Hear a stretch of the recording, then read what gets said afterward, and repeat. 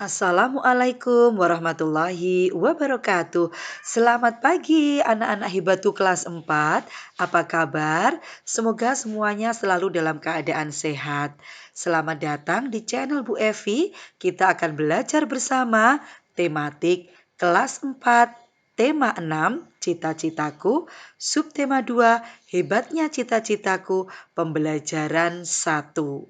Seperti biasa, mari kita mulai belajar dengan membaca doa terlebih dahulu. Dan saya ucapkan terima kasih bagi yang sudah mendukung channel ini dengan cara subscribe dan like video.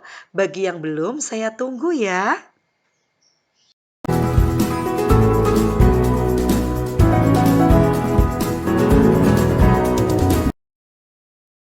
Tujuan pembelajaran pada tema 6, subtema 2, pembelajaran 1 adalah sebagai berikut. 1. Siswa dapat menjelaskan cara membuat puisi. 2. Siswa dapat membuat puisi secara mandiri. Dan 3. Siswa dapat membandingkan dua daur hidup binatang. Ya, anak-anak, mari kita mulai belajar ya. Diawali dengan kegiatan ayo mengamati. Ayo coba perhatikan gambar yang ada pada layar. Apakah kamu mengetahui jenis pekerjaan yang dilakukan orang pada gambar tersebut? Ya, benar sekali. Gambar tersebut menunjukkan seorang guru. Guru tersebut mengajar siapa ya?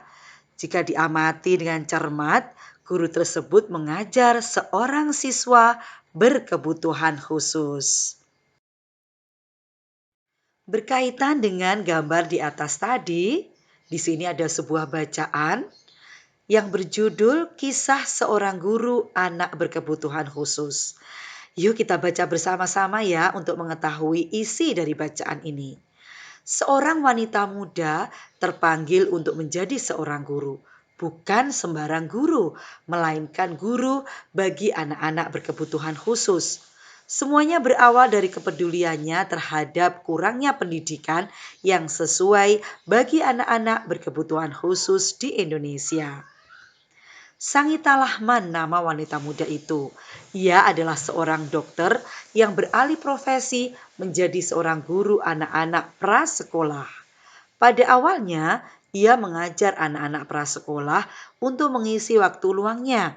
Akan tetapi, lama-kelamaan ia mencintai kegiatannya itu. Baginya, mengajar anak-anak prasekolah membuatnya mengerti tumbuh kembang anak yang akan memengaruhinya saat mereka dewasa kelak. Pada saat mengajar anak-anak prasekolah, ia menemui beberapa siswanya yang berkebutuhan khusus, seperti anak yang menderita autis atau kesulitan belajar lainnya. Anak-anak ini memerlukan cara pengajaran dan bimbingan khusus yang berbeda dengan anak yang tidak berkebutuhan khusus. Ia melihat saat itu tidak banyak sekolah yang tahu bagaimana mengajar anak-anak tersebut. Sangita kemudian memutuskan untuk menimba ilmu dan keterampilan yang membantunya untuk memahami anak-anak tersebut. Dengan demikian, ia dapat menjadi guru yang baik bagi anak-anak tersebut. Nah, berdasarkan bacaan di atas anak-anak, lakukan kegiatan satu ya. Jawablah pertanyaan-pertanyaan di bawah ini. 1. Siapakah Sangita Lahman? 2. Mengapa ia ingin menjadi guru?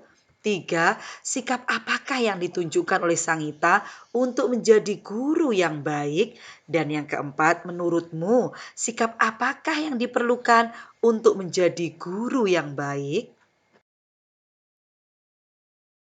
Anak-anak, setiap orang memiliki cita-cita yang baik. Tidak ada cita-cita yang tidak hebat. Oleh karenanya, teruslah berusaha meraih cita-citamu. Nah, adakah di antara kamu yang ingin menjadi dokter? Bila ada, berarti sama dengan Muhammad Ridwan Hafiz yang mengarang sebuah puisi yang berjudul Cita-Citaku. Nah, anak-anak, bacalah puisi berikut ini di dalam hati. Perhatikanlah bagian-bagian di dalam puisi dengan saksama. Setelah anak-anak membaca puisi karya Muhammad Ridwan Hafiz tadi, lakukan kegiatan 2. Berdasarkan puisi tersebut, diskusikanlah bersama teman sekelompokmu untuk menjawab pertanyaan berikut. 1. Apakah judul puisi tersebut? 2. Siapakah yang membuat puisi tersebut? 3. Bercerita tentang apakah puisi tersebut? 4. Apakah yang membedakan puisi tersebut dengan bacaan sebelumnya? Maksudnya kalian bedakan puisi dengan bacaan yang berjudul Kisah Seorang Guru Anak Berkebutuhan Khusus tadi ya anak-anak. Lalu yang kelima, buatlah sebuah gambar yang dapat mewakili isi puisi tersebut. Pada pembelajaran satu ini, ibu guru juga akan menjelaskan tentang cara membuat puisi. Agar kalian lebih mudah dalam membuat puisi, perhatikan hal-hal berikut ya anak-anak. Yang pertama, menentukan tema terlebih dahulu. Tema puisi merupakan topik utama atau gagasan pengarang dalam membuat puisi. Tema puisi membantu pengarang untuk membuat puisi tetap sesuai ruang lingkupnya. Lalu hal yang kedua adalah melakukan observasi atau pengamatan. Observasi bermanfaat untuk mengembangkan imajinasi dan mendapatkan inspirasi. Lalu yang kedua, inspirasi dapat dilakukan dengan cara membaca buku, melakukan perjalanan, atau menyaksikan suatu kejadian. Agar dapat membuat puisi dengan mudah, perhatikan persiapan membuat puisi berikut. Yang pertama, tentukan tema puisi yang disukai. Nah, anak-anak, karena tema pada tema 6 ini adalah tentang cita-cita, maka nanti puisi yang akan kalian buat adalah bertema cita-cita. Lalu yang kedua, siapkan peralatan tulis. Ketiga, lakukan observasi terhadap objek pada tema puisi. Kalian dapat melakukan observasi dengan cara membaca buku atau mengadakan pengamatan pekerjaan yang sesuai dengan cita-cita yang kalian miliki. Kemudian yang keempat, observasi dapat dilakukan berulang kali agar dapat memperoleh lebih banyak inspirasi. Kelima, tentukan peristiwa yang sesuai dengan tema puisi. Dan yang keenam, catatlah setiap informasi yang dibaca. Nah, anak-anak perhatikan ya persiapan untuk membuat puisi berikut dengan baik. Sehingga nanti ketika ibu guru memberikan tugas untuk membuat puisi pada pembelajaran berikutnya, kalian telah siap. Sekarang coba anak-anak perhatikan gambar berikut. Profesi apakah yang ditunjukkan pada gambar tersebut? Tahukah anak-anak? Ya, tepat sekali. Dokter hewan. Adakah di antara kamu yang ingin menjadi dokter hewan seperti pada gambar tersebut? Oh, ada ya beberapa anak. Nah, untuk menjadi seorang dokter hewan anak-anak, tentu kamu harus mengetahui segala hal tentang hewan, termasuk daur hidupnya. Pada pembelajaran-pembelajaran sebelumnya, kita sudah belajar tentang siklus hidup makhluk hidup. Nah, kali ini pada tema 6, subtema 2 pembelajaran 1, kita akan membandingkan siklus hidup makhluk hidup melalui pengamatan. Ada hewan yang mengalami metamorfosis, perubahan bentuk tubuh. Ada juga hewan yang tidak mengalami perubahan bentuk tubuh. Masih ingatkah anak-anak? Manakah hewan yang mengalami metamorfosis dan yang tidak mengalami metamorfosis? Nah, perhatikan gambar-gambar hewan di bawah ini. Ada gambar kupu-kupu, capung, kura-kura, kucing, ikan, dan kecoa. Manakah hewan yang mengalami metamorfosis anak-anak? Iya benar sekali, kupu-kupu, capung, dan kecoa. Sedangkan hewan yang tidak mengalami metamorfosis, ya kucing, ikan, dan kura-kura tidak mengalami metamorfosis ya. Sedangkan hewan yang mengalami metamorfosis itu dibedakan menjadi dua, yaitu metamorfosis sempurna dan tidak sempurna. Metamorfosis sempurna terdapat perbedaan bentuk tubuh hewan saat lahir dengan bentuk dewasanya. Terdapat fase pupa atau kepompong dalam siklus hidupnya. Contohnya adalah metamorfosis yang terjadi pada kupu-kupu. Perhatikan pada gambar di samping. Nah, metamorfosis yang kedua adalah metamorfosis tidak sempurna. Pertumbuhan dan perkembangan hewan dengan bentuk tubuh saat lahir sama seperti bentuk dewasa, tidak melalui tahap kepompong. Contohnya, metamorfosis yang terjadi pada belalang, seperti yang terlihat pada gambar di samping ini. Anak-anak, berikut ini ada gambar siklus atau daur hidup katak. Nah, kita akan belajar tahap demi tahap yang dilalui katak mulai dari telur sampai ia menjadi dewasa. Perhatikan gambar yang pertama. Katak berkembang biak dengan cara bertelur di dalam air. Gambar yang kedua, telur-telur itu akan menetas setelah kurang lebih 10 hari. Gambar yang ketiga, telur itu menetas menjadi berudu yang hidup di air. Sehingga berudu memiliki insang untuk bernapas di dalam air seperti ikan ya. Gambar yang keempat, 3 minggu kemudian insang pada katak akan tertutup oleh kulitnya. Kemudian tumbuhlah kaki belakang.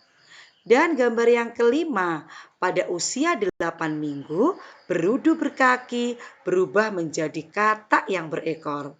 Ekor itu kemudian akan memendek dan ia bernapas dengan paru-paru. Setelah pertumbuhan anggota tubuhnya sempurna, katak akan berubah menjadi katak dewasa. Hewan berikutnya yang akan kita cari tahu daur hidupnya adalah kecoa. Kecoa merupakan salah satu serangga yang juga berkembang biak dengan cara bertelur, ditunjukkan oleh gambar 1.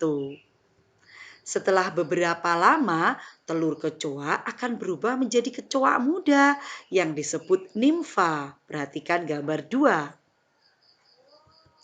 Bentuk nimfa mirip dengan kecoa dewasa anak-anak, hanya warna kulitnya yang berbeda. Nimfa beberapa kali mengalami pergantian kulit sampai ia menjadi kecoa dewasa. Ditunjukkan oleh gambar 3, 4, dan 5. Selanjutnya kita akan mencari tahu daur hidup hewan ini. Tahukah anak-anak hewan apakah ini? Ya, tepat sekali. Capung. Kita akan belajar daur hidup capung ya anak-anak. Nah, perhatikan, capung juga merupakan serangga ya yang berkembang biak dengan cara bertelur, ditunjukkan oleh gambar yang pertama. Sama dengan kecoa anak-anak, ketika telur capung menetas, ia menjadi capung muda yang disebut nimfa, ditunjukkan gambar yang kedua. Setelah kurang lebih mengalami pergantian kulit sebanyak 10 kali, wah, berulang kali ya, sampai 10 kali ya, capung baru berubah menjadi capung dewasa, ditunjukkan oleh gambar yang ketiga dan keempat. Dan hewan keempat yang akan kita cari tahu daur hidupnya adalah nyamuk. Nyamuk juga termasuk jenis serangga yang berkembang biak dengan bertelur, ditunjukkan oleh gambar 1. Telur menetas menjadi jentik-jentik atau tempayak, ditunjukkan gambar 2. Di mana kita sering menemukan jentik-jentik atau tempayak anak-anak? Ya, kita sering tahu ya di bak mandi atau di tempat yang ada air menggenang, itu ada jentik-jentik atau tempayak. Tempayak ini akan hidup dan mendapatkan makanannya dari air yang ia tinggali. Setelah cukup umur, tempayak ini berubah menjadi pupa. Perhatikan gambar yang ketiga. Setelah beberapa waktu, pupa akan berubah menjadi nyamuk muda hingga nyamuk dewasa. Ditunjukkan oleh gambar yang keempat. Ketika menjadi nyamuk muda atau nyamuk dewasa, nyamuk ini tidak hidup di air anak-anak. Tetapi ketika dia akan bertelur, baru dia akan kembali ke air. Nah, setelah tadi anak-anak mendengarkan dengan baik penjelasan ibu guru tentang 4 daur hidup hewan, maka sekarang lakukanlah kegiatan yang ketiga. Buatlah kelompok yang terdiri atas paling sedikit 3 orang. Setiap kelompok akan mencari informasi tentang daur hidup 2 ekor hewan yang berbeda berdasarkan pilihan yang terdapat pada tabel berikut. Nah, di sini ada 12 pilihan hewan. Ada kambing, belalang, kucing, kecoa, ayam, katak, kadal, kupu-kupu, anjing, nyamuk, ular, dan capung. Nah, kalian dapat memilih 2 daur hidup hewan yang berbeda ya. Setelah itu, catatlah semua informasimu di dalam diagram berikut. Nanti akan ibu guru tunjukkan. Lakukan untuk kedua hewan yang telah kamu pilih. Dan yang keempat, presentasikan hasilnya di depan kelas. Nah, anak-anak, untuk mencatat semua informasi tentang daur hidup hewan yang pertama, kalian bisa menuliskan dalam diagram seperti ini. Kalian tempelkan gambar hewan, sebutkan nama hewan dan cara berkembang biak. Kemudian tempelkan pula gambar daur hidupnya dan tambahkan dengan penjelasan tentang daur hidup dan jenis daur hidupnya. Begitu juga dengan daur hidup hewan yang kedua. Kalian juga tempelkan gambar hewannya ya. Sebutkan nama hewan, cara berkembang biaknya. Kemudian tempelkan pula gambar daur hidup hewan yang kedua. Tambahkan dengan penjelasan tentang daur hidup dan jenis daur hidupnya. Lalu lengkapilah tabel berikut untuk mendapat kesamaan dan perbedaan antara kedua daur hidup hewan pilihanmu itu. Pada kolom sebelah kiri kalian tuliskan perbedaan daur hidup hewan yang pertama dengan hewan yang kedua. Dan pada kolom sebelah kanan tulislah kesamaan daur hidup hewan pertama dengan hewan yang kedua.